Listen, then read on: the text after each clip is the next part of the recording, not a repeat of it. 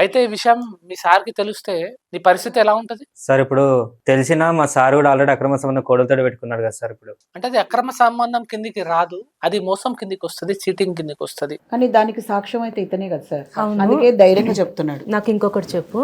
ఇప్పుడు నీకు మీ పెద్దమ్మ గారికి అక్రమ సంబంధం ఉంది అంటున్నావు. ఆ సంబంధం ఎప్పటి నుంచి ఉంది? ఈ అమ్మాయి వచ్చిన తర్వాతనా? ఆ అమ్మాయి రాకముందు నుంచా?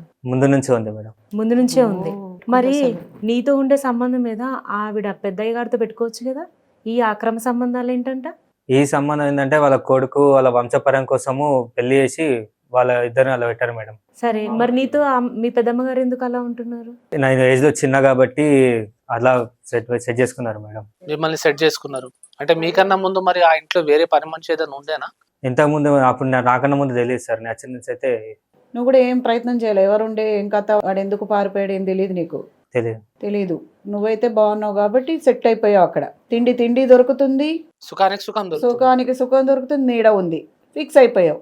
ఆమె చెప్పినట్టల్లా కీలు బొమ్మలాగా ఆడావు ఇన్ని రోజులు. కనీసం అక్కడి నుంచి వెళ్ళిపోవడానికి కూడా ట్రై చేయలేదా? మరి ఇంత జరుగుతున్నప్పుడు నీకు కూడా నచ్చి అక్కడే ఉన్నావా?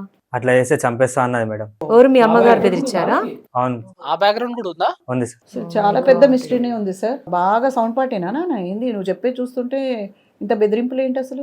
బాగానే ఉన్నది మేడం. బాగానే ఉంది వాళ్ళకి. ఆస్తిపాస్తులు ఉన్నాయి, అందుకని ఆస్తిపాస్తులు బాగానే ఉన్నాయి. మేడం ఇదంతా కూడా నాకు ఇంకా ఈమె చెప్పిన దానికే ఓ 10 అనుమానాలు వస్తాయి. ఈ పిల్లోడు చెప్పేది చూస్తే ఇంకా పెరుగుతుంది. 100 అనుమానాలు వస్తున్నాయి నిజంగా.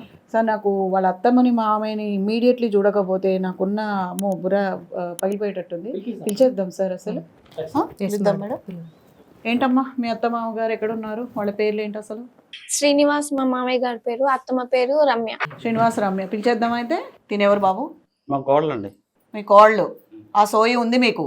ఏమో చెప్తుంది. ఏం చెప్తున్నామ్మా? మీరు చేసింది చెప్పిన. ఒకటి చెప్పండి, మీ ఇద్దరి మధ్య ఏం జరుగుతుంది? ఏం జరుగుతుంది మేడం? ఏందండి ఏం చేస్తున్నారు మీరు? మీ కూతురు అసంటి అమ్మాయిని పట్టుకొని మీరు ఇలాంటి పనులు చేసేది? ఏం చేశాం సార్? ఏం చేయలే. ఏం చేయలేదా మీరు? మీకేం తెలియదా?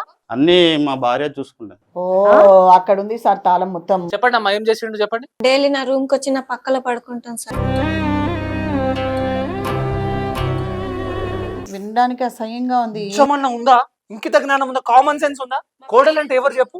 సార్ మా పేరెంట్స్ కి కూడా ఇంకా చెప్పుకోలేను సార్. మా అత్తమ్మకి మాత్రమే చెప్పిన. అత్తమ్మ కూడా మమ్మల్ని విడదీయడానికి చెప్తున్నావా అంటూ నా మీదనే నిందలేస్తుంది సార్. ఏం చెప్తుందమ్మా మీ కోడలు? మాకు ఆస్తి ఉంది, మా వంశం అభివృద్ధి చెందాలి కదా మేడం. మరి మా రక్తం కావాలి కాబట్టి నేను అట్లా చేశానండి.